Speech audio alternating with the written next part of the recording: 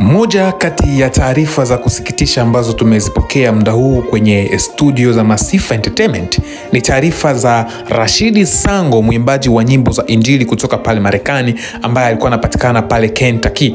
Taarifa zinasema kwamba amekutwa amefariki ndani ya gari. Kwa muda huu hizo ndo taarifa bado zinazosambaa.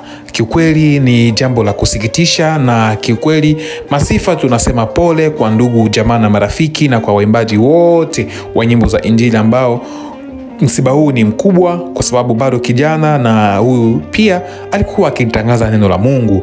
Hadi sasa chanzo cha kifo hakijajulikana. Sisi Masifa tutawaletea kila update au kila taarifa ambayo itakuwa inaendelea.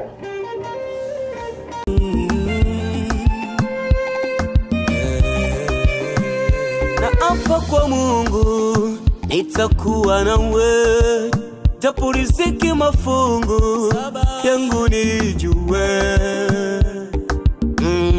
ila nitajitahidi kuwa mkamilifu, japo magumu mamivumilia. Tena mumbe Mungu atupunguzie madhaifu, tusishikwe kusahau.